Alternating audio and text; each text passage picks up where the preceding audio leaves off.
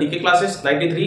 प्यारे बच्चों, हम इंजीनियरिंग मैकेनिक्स की अगली क्लास रिकॉर्ड कर रहे हैं और हम पढ़ रहे थे परिणामी बल। परिणामी बल पे हमने कुछ 4 क्वेश्चन कर लिए थे और फोर्सेस के बारे में डिस्कस कर लिए थे। फोर्स का रिजल्टेंट फोर्स कैसे फाइंड आउट करते हैं इस मेथड के बारे में डिस्कस कर लिए थे, जिसका नाम था पैरेललोग्राम लॉ। ठीक है बच्चों, एक रिक्वेस्ट है आप लोगों से कि इस वीडियो को ज्यादा से ज्यादा लोगों तक शेयर करें। आप अपना सहयोग करें, हम अपना सहयोग करेंगे और इस म्यूचुअल ग्रोथ से आप भी प्रोग्रेस करेंगे और हम भी प्रोग्रेस करेंगे। लाइक और सब्सक्राइब करना बिल्कुल ना भूलिए। तो बच्चों ये क्वेश्चन है, क्वेश्चन बोलता है यदि दो समान बलों के बीच का कोण ज्ञात कीजिए यदि उन दो बलों का परिणामी बल P√2 है। ध्यान करिए, मैंने 2 तरीके के मेथड आपको समझाए हैं। यदि फोर्स केवल और केवल 2 हो तो उसका अलग मेथड है, यदि 2 से ज्यादा फोर्स हो तो उसका अलग मेथड है। 2 फोर्स ही हो तो आपके लिए पहला वाला मेथड इजी पड़ेगा, समांतर चतुर्भुज का नियम। लेकिन यदि फोर्स 2 से ज्यादा है तो आपके लिए इजी कौन सा पड़ेगा? रिजोल्यूशन वाला मेथड, यानी कि वियोजन विधि वाला मेथड। अपन उससे सॉल्व करेंगे तो चीजें ज्यादा अच्छे से हो पाएंगी। अब यहाँ पे कितने बल है बच्चों? 2 बल। तो हम जानते हैं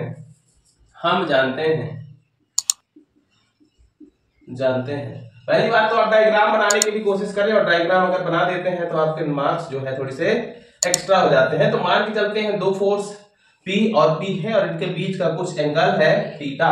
इसी एंगल की वैल्यू हम लोगों को फाइंड आउट करनी है। अब वैल्यू कैसे फाइंड आउट होगी बच्चों? तो हम जानते हैं, we know that resultant force परिणामी बल R बराबर अंडर रूट ऑफ F1 का स्क्वायर प्लस F2 का square plus 2F1 F2 cos theta. अब यहाँ पे प्यारे बच्चों समझने की बात है, कभी कभी किताबों में F1 F2 दे देगा, कभी कभी किताबों में A और B दे देगा, तो उससे आपको घबराने की कोई दिक्कत नहीं है। आपके पास जो भी हो, बस ये मानिए एक पहला फोर्स, ये दूसरा फोर्स। ठीक है, पहला फोर्स कुछ भी हो सकता है, दूसरा फोर्स भी कुछ भी हो सकता है। अगर ये बात आपको अच्छे से समझनी है तो आप प्रीवियस क्लासेस को जाके रिव्यू करिए। ठीक है, तो रिजल्टेंट फोर्स कैसे निकलेगा बच्चों? R बराबर F1 की वैल्यू क्या है यहाँ पे? तो F1 इक्वल टू P और F2 इक्वल टू B क्या है? P है। सो P का square plus 2P into cos theta. ठीक है, कोई प्रॉब्लम यहां तक? P into cos theta. आप बताइए कि परिणामी बल कितना दिया हुआ है? तो R equal to P under root of 2। बस इस वाली वैल्यू को यहां पे पुट कर दीजिए। सो क्या हो जाएगा? P under root 2। अब हम क्या करेंगे बच्चों? तो अब हम जो है स्क्वायर हटाएंगे तो दोनों साइड का स्क्वायर कर देंगे। तो बाई स्क्वायरिंग बोथ साइड या फिर दोनों साइड का वर्ग करने पर, जैसे ही हमने दोनों साइड का वर्ग किया प्यारे बच्चों, यहां पे क्या आ जाएगा? P square into 2 equal to P square plus 2P square cos theta. कोई प्रॉब्लम नहीं है। सो ये हो गया 2P स्क्वायर बराबर 2P square plus 2P square cos theta. क्या यहां से कुछ कॉमन आ सकता है? बिल्कुल कॉमन आ सकता है। 2P स्क्वायर और 2P स्क्वायर दोनों साइड है, तो हम क्या करेंगे? इन दोनों से 2P स्क्वायर की वैल्यू को कॉमन ले लेंगे। सो ये हो गया 2P स्क्वायर बराबर 2P स्क्वायर, तो यहां पे 1 प्लस cos थीटा। अब आप देखेंगे तो ये इससे कैंसल हो जाएगा, तो यहां पे क्या आएगा?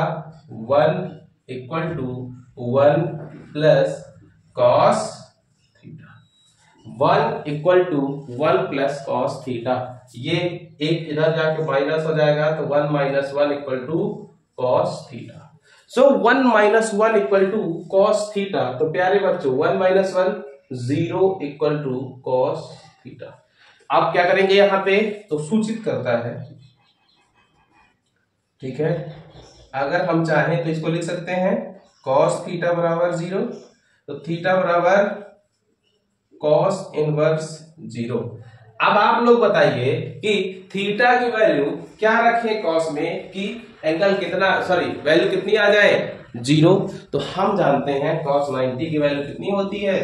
0। यहां पे कितना आ जाएगा? 0। तो थीटा का मान कितना आ जाएगा बच्चों 90 डिग्री। तो थीटा का मान कितना आ जाएगा 90 डिग्री। आई होप आपको ये क्वेश्चन समझ में आया होगा। क्वेश्चन क्या है बच्चों, एक बार मैं ब्रीफ कर देता हूं कि दो बल है जो कि समान है, पहला VP है और दूसरा VP है, उनके बीच कोई एंगल बन रहा है जिसकी वैल्यू हमको पता करनी है। फिर वो बोल रहा है कि यदि परिणामी बल R बराबर कितना है P√2 है, और हम जानते हैं कि यदि केवल और केवल दो बल लगे हो तो उस कंडीशन में परिणामी बल हम किस मेथड से यूज करते हैं, किस मेथड का यूज करके निकालते हैं, तो R = F1² + F2² + 2 F1 F2 cos theta से फाइंड आउट करते हैं। अब प्यारे बच्चों बस इसी का यूज करेंगे और बेसिक मैथ का कैलकुलेशन है। जिस बच्चे को मैथ के कैलकुलेशन में प्रॉब्लम हो, ठीक है, तो हम जो है लिंक डाल देंगे सिंपलीफिकेशन की इसी वीडियो के, ठीक है, डिस्क्रिप्शन में, और आप उसको जाके 2-3 बार उस वीडियो को देखिए, सिंपलीफिकेशन क्वेश्चन करिए, सरलीकरण के क्वेश्चन करिए जो कि मैथ का पार्ट है, जिससे आपके बेसिक क्लियर हो जाएंगे। यदि आपको ये वर्क करने में प्रॉब्लम जाती है, पक्षांतरण करने में प्रॉब्लम जाती है, तो ये सारी चीजें आपको बच्चों वहां पे क्लियर हो जाएंगी। ठीक है, आगे बढ़ते हैं बच्चों। ये क्वेश्चन बहुत ही शानदार क्वेश्चन है और बहुत ज्यादा पॉसिबिलिटी है कि आपके परीक्षा में पूछा भी जा सकता है। अब क्वेश्चन को आप समझिए। क्वेश्चन में दो फोर्सों की ही बात करी गई है। मजे की बात यह है कि फोर्स कितने हैं, केवल और केवल 2। ठीक है, तो समानता चतुर्भुज का नियम यहां पे लग जाएगा। नंबर 2 बात यह है बच्चों की दो फोर्सों के बीच का कोण कितना है, 60 डिग्री का कोण भी है। तो मतलब हमको दोनों फोर्स दे दिया है और दोनों फोर्सों के बीच का कोण दे दिया है, और परिणामी बल पूछ रहा है। बताओ कितना आसान है भाई, दो फोर्स दे दोगे और दोनों फोर्सों के बीच के कोण को दे दोगे तो हम रिजल्टेंट फोर्स डायरेक्टली नहीं निकाल लेंगे, हमको कोई रोक सकता है क्या? लेकिन इन्होंने एक कंडीशन रखी है। तो जब भी आप इस तरीके का क्वेश्चन अटेम्प्ट करेंगे, सबसे पहले आप क्या लिखेंगे, गिवन। सबसे पहले आप क्या लिखेंगे, गिवन, यानी कि दिया है। अब दिया क्या है बच्चों, एक फोर्स कोई भी है तो इसको F1 मानिए तो 40 किलो न्यूटन, दूसरा फोर्स है F2 जिसको आप कितना है 30 किलो न्यूटन, और उनके बीच का एंगल थीटा, थीटा कितना है 60 डिग्री। ठीक है, कंडीशन नंबर 2 बच्चों ये है कि 40 न्यूटन का बल जो है क्षैतिज तल में लग रहा है। मतलब जो 40 न्यूटन का बल है उसको आपको क्षैतिज तल पे लगाना पड़ेगा। तो यहाँ पे कितना फोर्स लग रहा है, 40 किलो न्यूटन का फोर्स यहाँ पे लग रहा है। अब ये 40 न्यूटन का फोर्स किसके साथ है, 30 न्यूटन का फोर्स, और उनके बीच का एंगल कितना है बच्चों, उनके बीच का एंगल है 60 डिग्री। उनके बीच का एंगल कितना है 60 अंश। तो बस ये कंडीशन है। अच्छा, अभी हमने क्वेश्चन पूरे तरीके से नहीं पढ़ा, ठीक है। 60 अंश के तथा 40 न्यूटन के लग रहे हैं, ठीक है। छोटा वाला बल और जो 40 किलो न्यूटन का बल है, 40 किलो वाले न्यूटन के बल को क्षैतिज लगाया गया है और 30 उसी से एंगल बनाते हुए लगा। यहां तक कोई प्रॉब्लम है नहीं। पहली कंडीशन है जब हमको रिजल्टेंट फोर्स निकालना है, केस फर्स्ट, जब बलों को खींचा जाता है। खींचना और धकेलना दो तरीके के बल हो सकते हैं, आप पुराने वीडियोस में जाके देख सकते हैं। यदि हम किसी बिंदु से दूर जाने की कोशिश करें, मतलब हम इसको खींच रहे हैं। यदि हम किसी बिंदु पे हैं और उसके ऊपर इस तरीके से फोर्स लगाएंगे तो इसको धकेलना कहेंगे। तो इसको क्या बोलेंगे बच्चों, खींचना, और इसको बोलेंगे धकेलना। मतलब खींचना और धकेलना से क्या चेंज आ जाएगा, डायरेक्शन का। तो पहला केस क्या है, बलों को खींचा जाता है। तो जब बलों को खींचा जाता है तो ऐसे आपने हजारों क्वेश्चन कर रखे हैं, इस क्वेश्चन को करने की विशेष जरूरत नहीं है, लेकिन हम कराएंगे क्यों, क्योंकि इन्होंने डायरेक्शन भी पूछ रखा है। तो बस केस फर्स्ट डायग्राम यही है बच्चों, केस फर्स्ट का। ये बिंदु है और इस बिंदु से इसको भी खींचा जा रहा है और इसको भी खींचा जा रहा है। हम जानते हैं कि परिणामी बल R बराबर कितना होता है, √F1² + F2² + 2F1 F2 cos theta. सीधे वैल्यू पुट करिए बच्चों।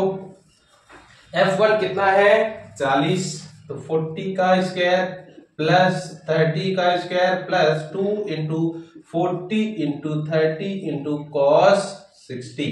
तो ये हो गया R। अब प्यारे बच्चों जब आप सॉल्व करोगे तो इसका आंसर कितना आ जाएगा, तो इसका आंसर आएगा 60.8 किलो न्यूटन, 60.8 किलो न्यूटन। तो देखो रिजल्टेंट फोर्स निकालने में किसी को कोई प्रॉब्लम होती नहीं है, रिजल्टेंट फोर्स निकालने में किसी को कोई प्रॉब्लम होती नहीं है। प्रॉब्लम किसमें होती है, तो प्रॉब्लम होती है डायरेक्शन फाइंड आउट करने में। किसमें प्रॉब्लम होती है, डायरेक्शन को फाइंड आउट करने में। तो डायरेक्शन को हम फाइंड आउट करके बता देते हैं किस तरीके से डायरेक्शन को फाइंड आउट किया जाएगा।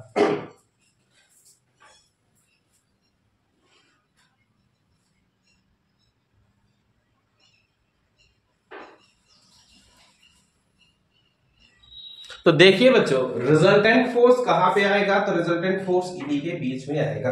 तो हम इसको मान लेते हैं आप, ये मान के चलिए कि जो डायरेक्शन बताई जाती है उसके लिए कोई ना कोई बेस लिया जाता है। तो हमने ये माना ये जो रिजल्टेंट है ये 40 किलो न्यूटन से हम देख रहे हैं, और इसको हमने क्या माना है F1। तो यहां पे आप लोगों को एक लाइन जरूर लिखनी पड़ेगी। अगर आप वो लाइन नहीं लिखोगे तो देयर इज अ कंफ्यूजन, और कंफ्यूजन बरकरार रहेगा, आपके मार्क्स भी कट सकते हैं। भाई इस रिजल्टेंट फोर्स को हम इधर से भी देख सकते हैं और इधर से भी देख सकते हैं, बस फॉर्मूला क्या हो जाएगा, चेंज हो जाएगा। फॉर्मूला क्या हो जाएगा, चेंज हो जाएगा।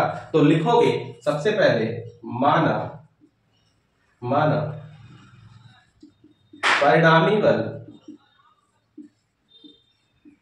परिणामी बल F1 से अल्फा कोण बनाता है,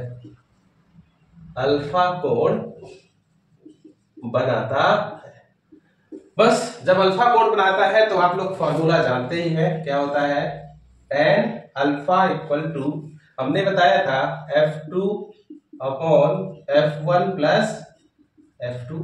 फिर यहां पे क्या बताया था बच्चों, साइन थीटा, और यहां पे क्या बताया था, कॉस थीटा। ठीक है, साइन थीटा और यहां पे क्या बताया था, कॉस थीटा।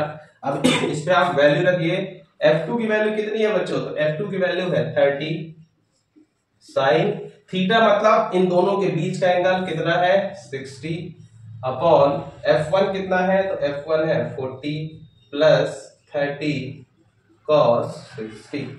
तो tan अल्फा बराबर क्या आ जाएगा, 30 साइन 60। तो ये आएगा बच्चों 0.4724, और यहां से अल्फा की वैल्यू कितनी आ जाएगी, 25.3 डिग्री। अल्फा की वैल्यू कितनी आ जाएगी, 25.3 डिग्री। ठीक है, तो ये आ गया अल्फा की वैल्यू।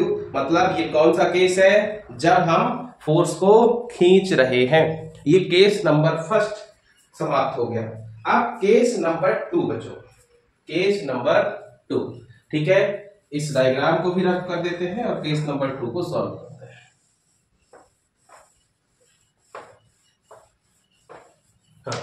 केस 2 क्या बोलता है, 30 किलो न्यूटन का बल खिंचाव बल है तथा 40 किलो न्यूटन का बल धकेल बल है। मतलब दो तरीके के फोर्स लग रहे हैं, एक को खींचा जा रहा है और एक को धकेला जा रहा है। पहले देखिए कि मान के चलते हैं ये एक पॉइंट है और जिस पॉइंट पे क्या लग रहा है, फोर्स लग रहा है।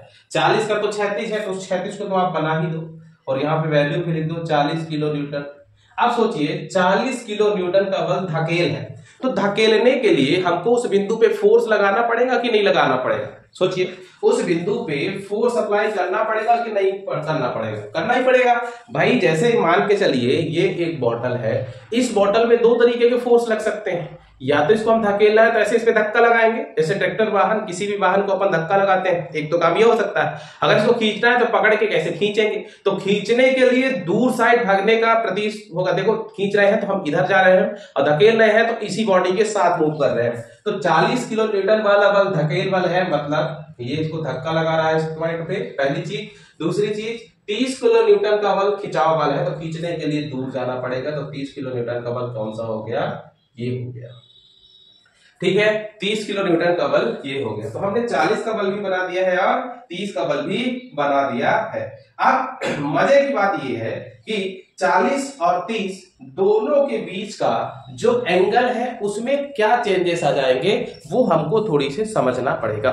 ठीक है, पहले तो भैया अब देखो, अगर एक इसका इक्विवेलेंट डायग्राम बनाओ तो ये कैसा बनेगा। ठीक है, ये एक बिंदु है, इस बिंदु में एक फोर्स लग रहा है 40 किलो न्यूटन का, तो ये हो गया 40 किलो न्यूटन। दूसरा फोर्स लग रहा है 30 किलो न्यूटन का, तो ये हो गया 30 किलो न्यूटन। आप समझिएगा ये एंगल कितना था बच्चों, तो ये एंगल था 60 डिग्री, और यदि ए एंगल 60 अंश का था तो ये टोटल एक लाइन का कोण कितना होता है 180 डिग्री। तो अभी कितना बचा, तो 120 डिग्री। मतलब कि डायरेक्शन चेंज होने से एंगल की वैल्यू भी चेंज हो गई, डायरेक्शन चेंज होने से एंगल की वैल्यू भी चेंज हो गई। बस दो फोर्स है, दोनों फोर्स के बीच का कोण कितना है 120 डिग्री। तो आप सीधे सीधे रिजल्टेंट निकाल दीजिए, under root of f1 square plus f2 square plus 2f1 f2 cos theta. यहां से एक और चीज प्रूव होती है प्यारे बच्चों, यदि बात किसकी की जाए, यदि बात की जाए समांतर चतुर्भुज के नियम की, तो जो दो फोर्स रहते हैं वो या तो पुश फोर्स होंगे, धकेल बल होंगे, या तो पुल फोर्स होंगे, यानी कि खिंचाव बल होंगे। दोनों अलग अलग बल होने की स्थिति में अगर आप इसको डायरेक्टली अप्लाई करेंगे तो आप एंगल यहाँ पे कितना लेते 60 डिग्री, लेकिन वास्तव में उनके बीच एंगल कितना है 120 डिग्री। आपका आंसर गलत आता, इसीलिए इस चीज का भी ध्यान देना है। सो 40 square plus 30 square plus 2 into 40 into 30 into cos 60 sorry cos 120। सो प्यारे बच्चों इस केस में रिजल्टेंट फोर्स कितना आ जाएगा, तो रिजल्टेंट फोर्स आ जाएगा 36.1 किलो न्यूटन।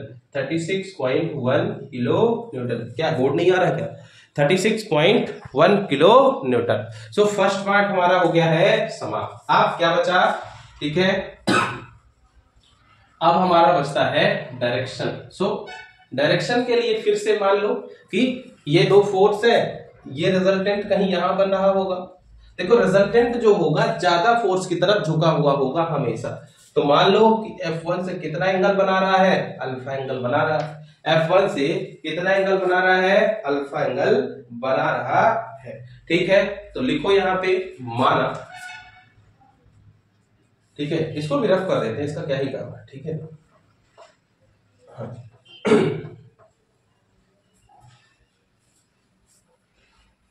माना परिणामी बल 40 किलो न्यूटन के बल से अल्फा कोण बना रहा है। तो लिखोगे माना परिणामी बल 40 किलो न्यूटन के बल से अल्फा कोण बना रहा है, इसलिए tan अल्फा बराबर क्या होता है बच्चों, ध्यान करो, F2 upon F1 plus F2 sine theta cos theta. अगर ऊपर साइन होगा कि नीचे साइन होगा ये कंफ्यूजन होता है, तो आप सभी लोग जानते हैं कि tan theta equal to sine upon cos भी होता है। अच्छा, F1 किसको मानोगे, तो F1 आप हमेशा उसी फोर्स को मानोगे जिससे अल्फा की वैल्यू काउंट की जा रही है। ठीक है, सो बस इसमें वैल्यू पुट करिए। F2 कितना है 30 साइन 120 अपॉन 40 प्लस 30 कॉस 120।